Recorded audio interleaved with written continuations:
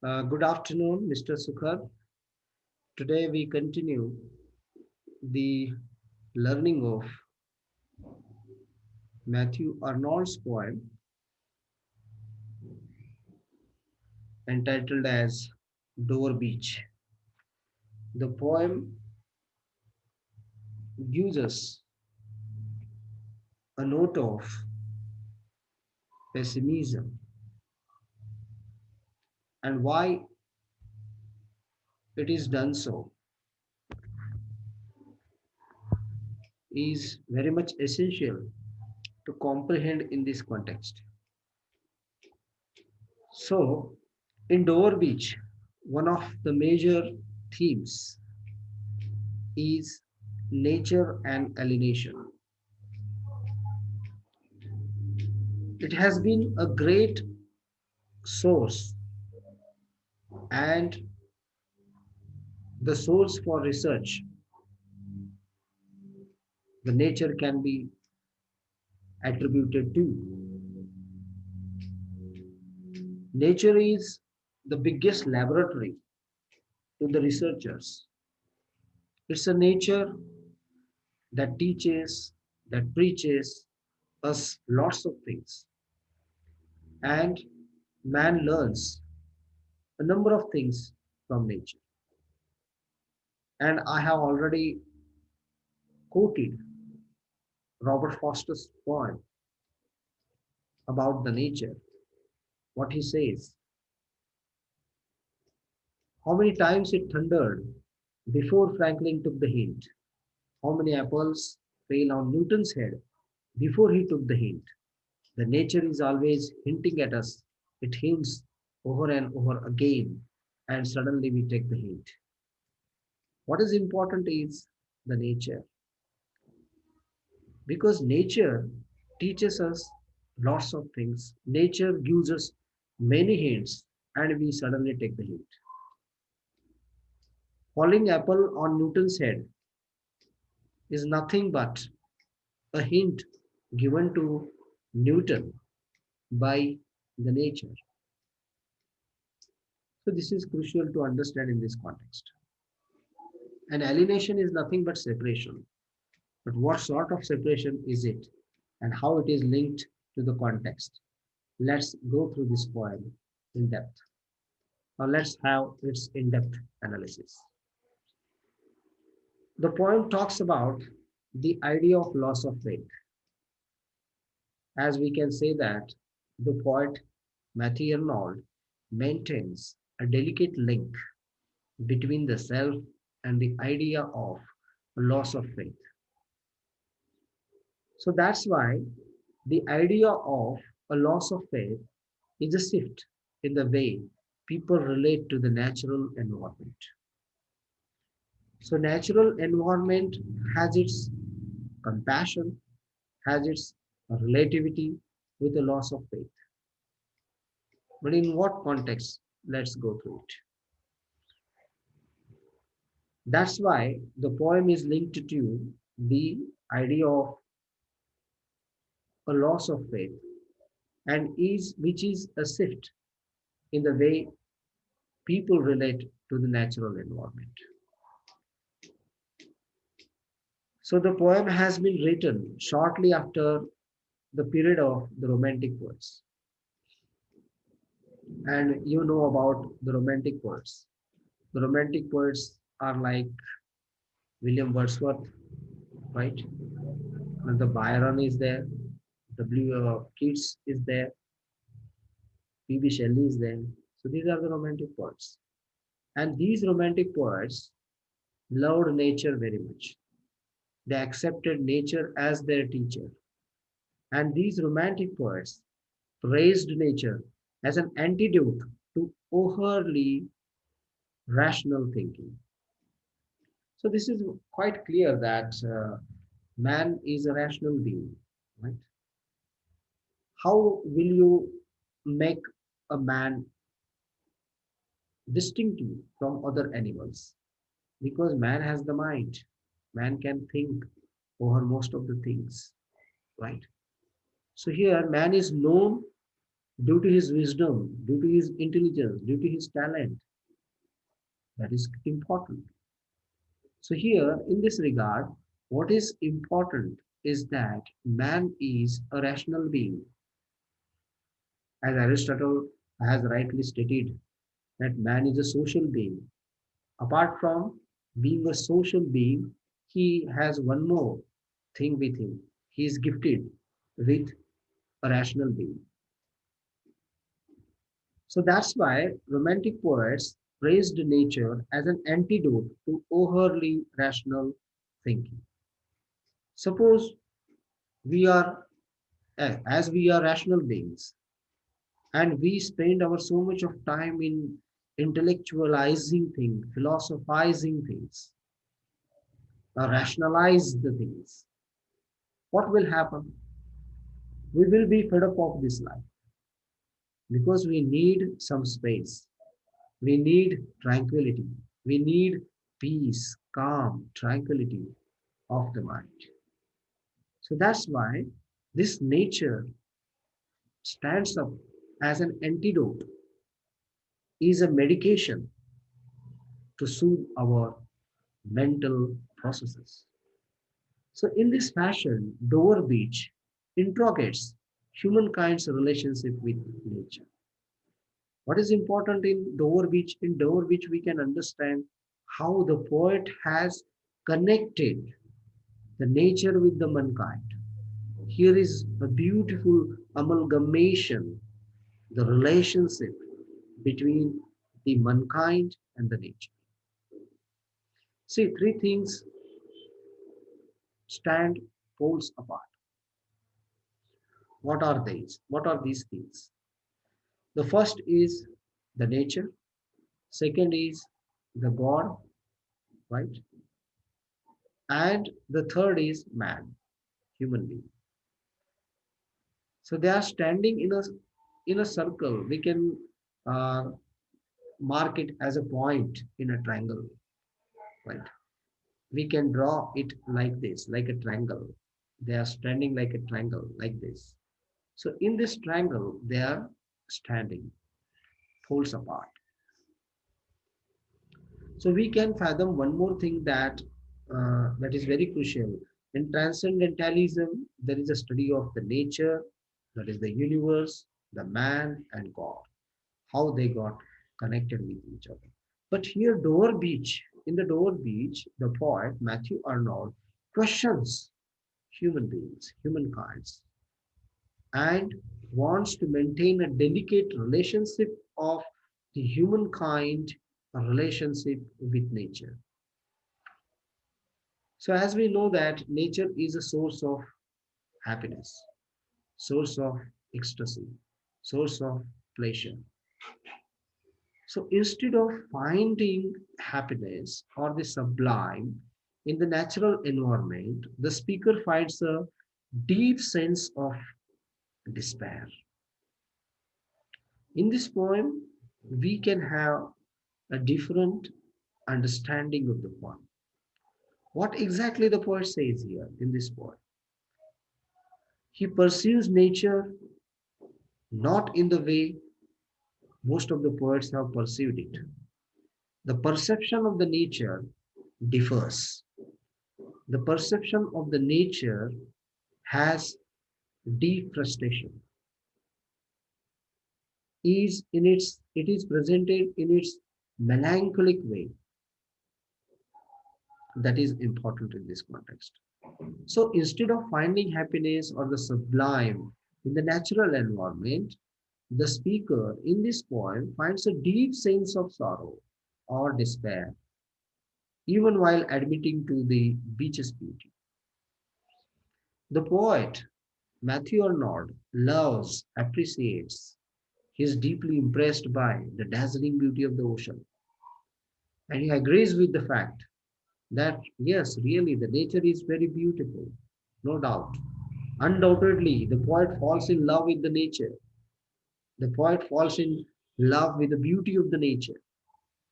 But something inwardly resists or protests the poet and keeps him away in the appreciation of the nature. So, what exactly it is, why he does so, why we come across the mood of the speaker who finds himself in a deep sense of sorrow, what causes his despair. So, the cold indifference and vast power of the natural world make the speaker feel small and insignificant. The poet feels himself very insignificant. The poet feels himself as if he is very small. Why he says? Because this nature is the biggest one. The nature is the vast. The nature is vast. It has its vast power, tremendous power within itself. And he says that what about my existence? My existence is no more. John Keats, as you know, that uh, about writing on the epitaph, what he says, that please write my name on water. After death, he wanted his name to be written on water, right? On the T.S. Eliot's tomb, the lines are inscribed. That is, in my beginning is my end, in my end is my beginning. In my beginning is my end. Everything begins and everything ends. In my beginning is my end. And in my end is my beginning. My end is not the end of my life. My end will be the beginning of my new life. In my end is my beginning. So these are the famous quotations one can draw from uh, four quarters. T.S. Eliot's poem, Four Quarters. So in this fashion, here also the poet says that the world is very vast. This natural world is very vast. That's why he feels himself very trivial, insignificant, very small. Suppose we decide to accomplish the knowledge from this world. Is it possible? No, because the world is very vast and tremendous knowledge is here. And it's not possible for the human mind to acquire or attain each and everything from this universe. Because there are two types of knowledge, basically. If we broadly define, if we broadly categorize knowledge into parts, we can categorize in two sections. One is the physical knowledge that we see, that we feel, experience, experiment on the earth. This is one type of knowledge that we study, we write in books. Then the books are studied, critically studied, examined, right? Theories are made, right? Discussions are held, discourses are held. What is the aim of that? Nothing, nowhere. We are going nowhere, right? We see that he is very scholar, he is very talented, he is a critic, he is a philosopher. What is it? Because we talk about those things which have not yet been understood by human beings. Have we understood each and everything in life? No. Can we understand each and everything from this life? No. There is a big no, N-O, for all of us. Because just we have, just God has left us interpretations to humankind. We simply think over the things which have already been thought.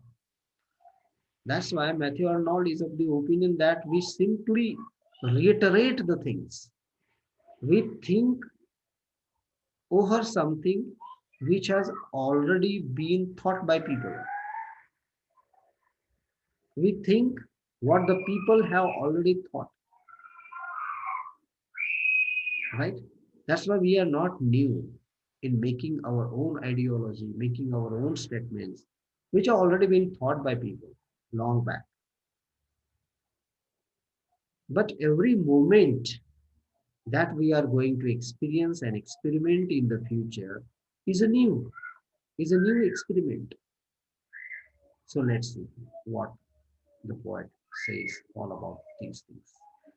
The poem is therefore an attempt to capture the complexity of human experience.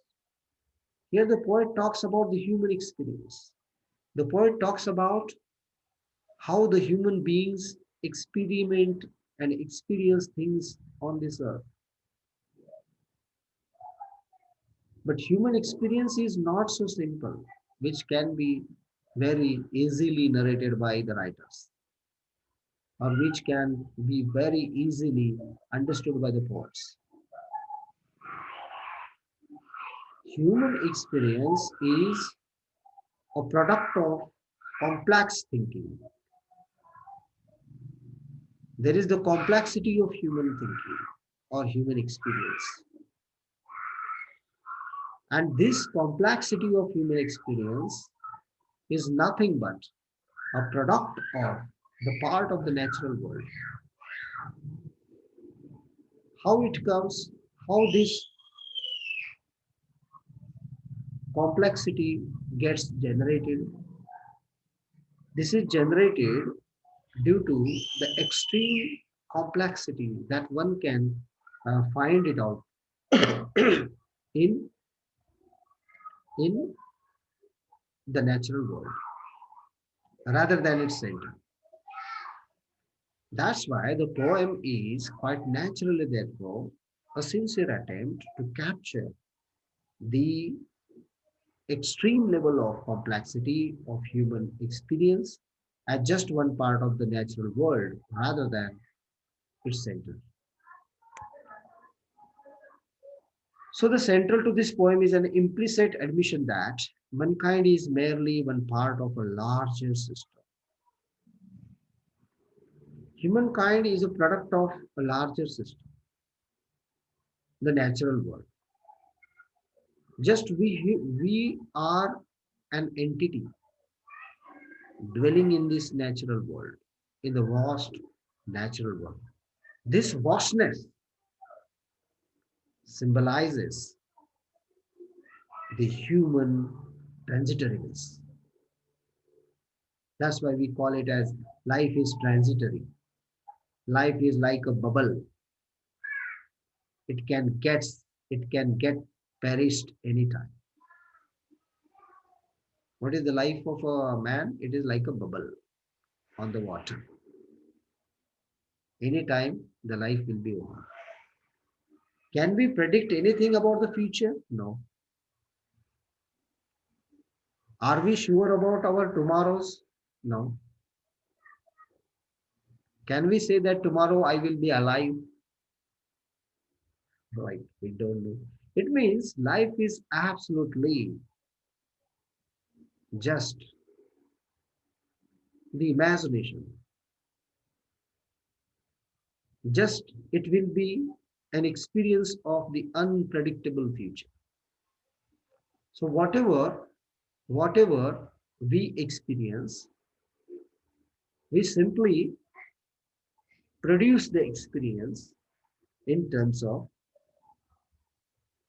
writing skills.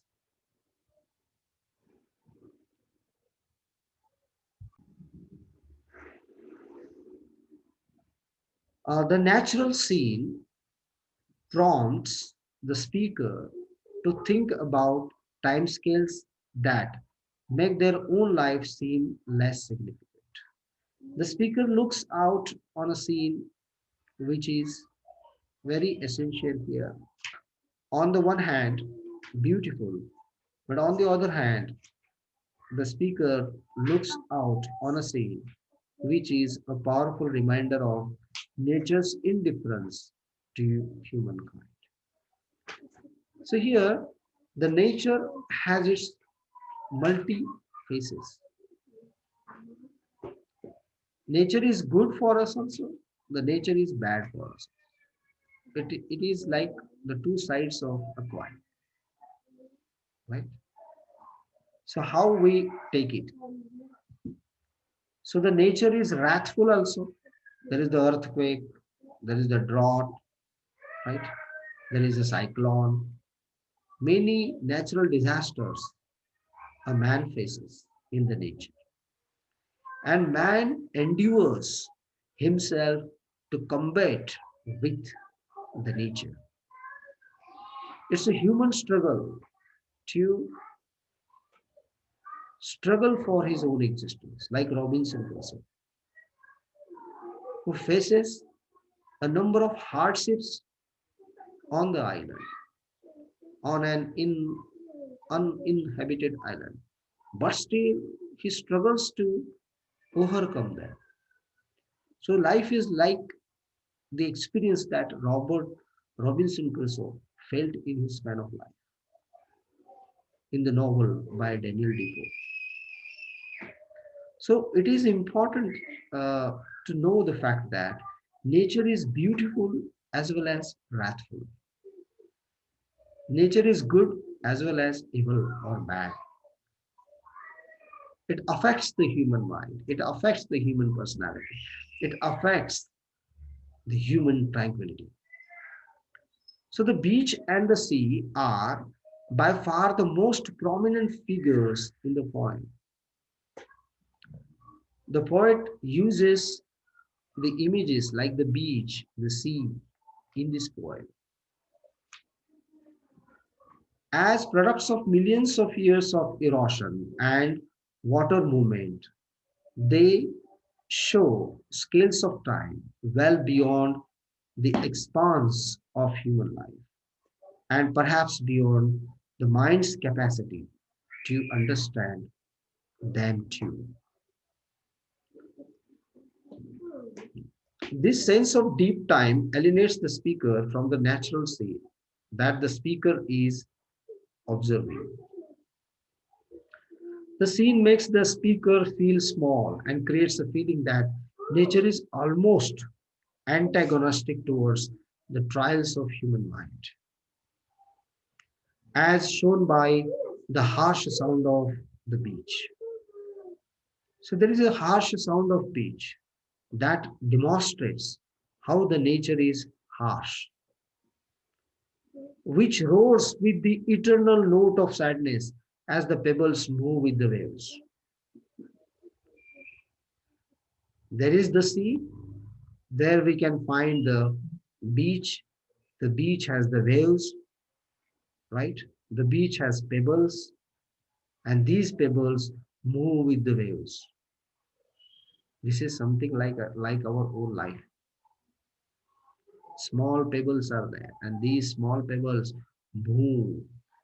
They gradually move from one place to another place, along with the water, along with the waves. This is something like the life. Suppose we are in 2021, right? In 3021, will we be there? No. Where will we be in 2031? Suppose we decide, no, in 3021, I wanted to see life. Oh God. Suppose we decide that we have to see this life, we have to experience what will be the picture of this material life in 3021. No, we can't do that.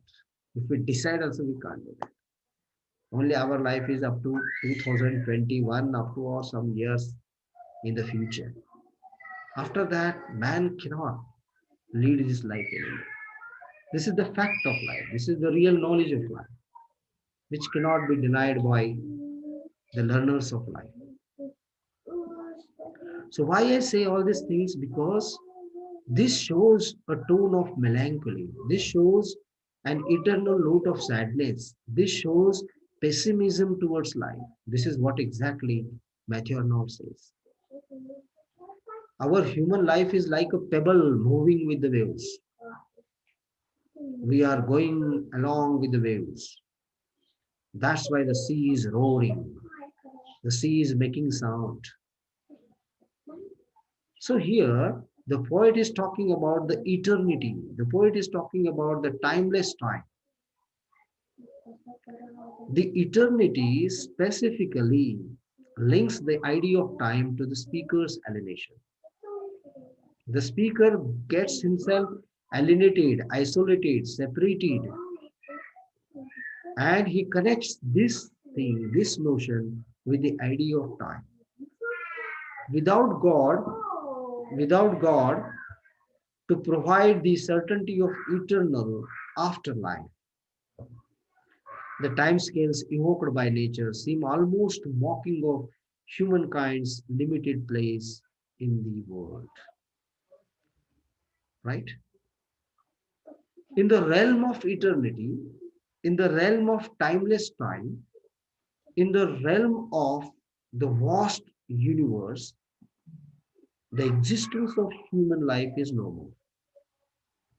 We are very little creatures on the earth, right?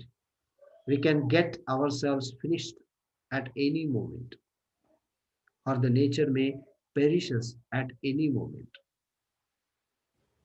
Our time limit is also very conspicuous,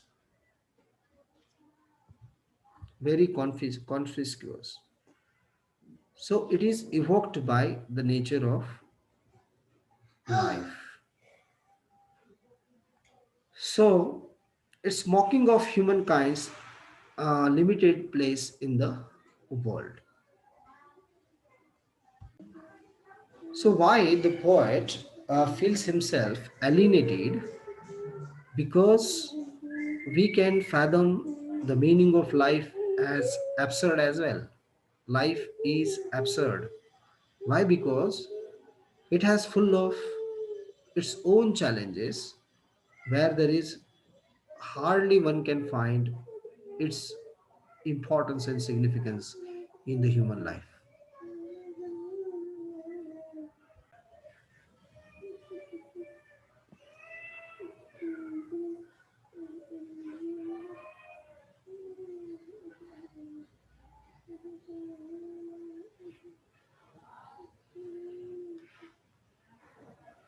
Huh.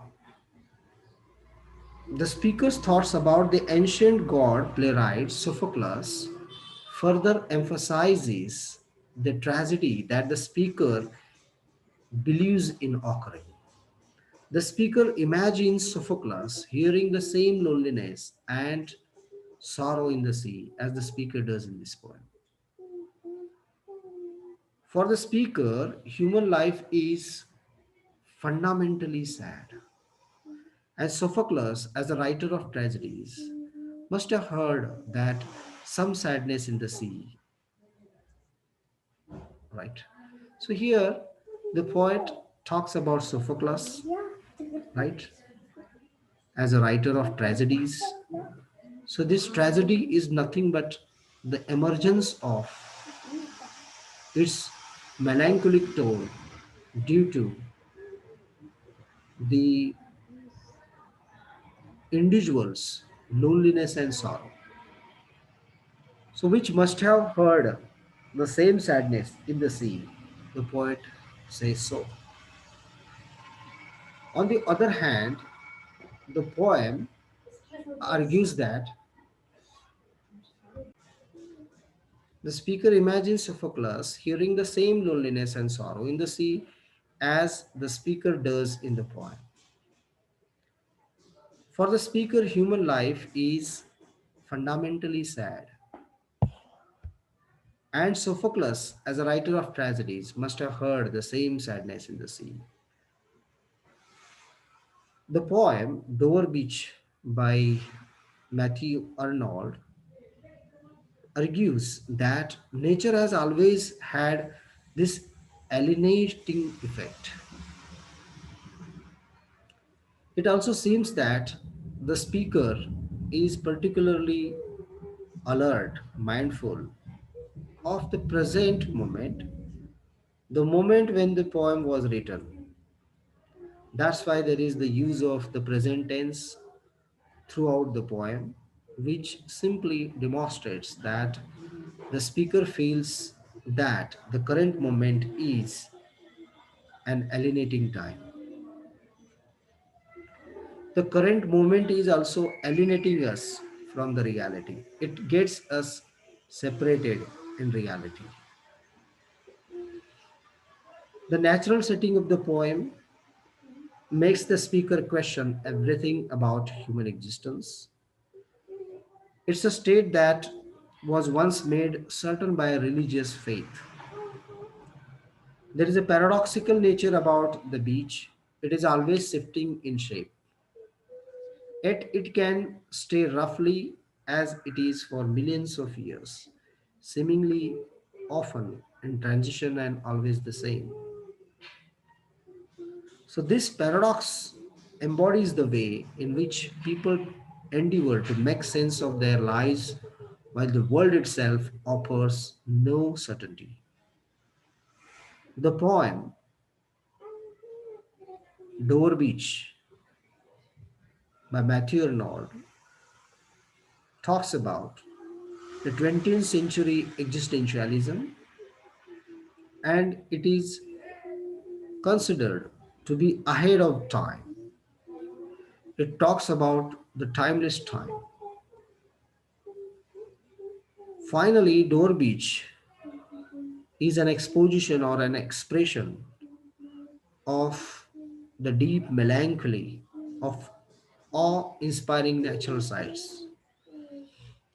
The speaker admits to the scene's beauty in this poem that beauty doesn't compensate for the way in which the scene makes the speaker feel small and insignificant in this world.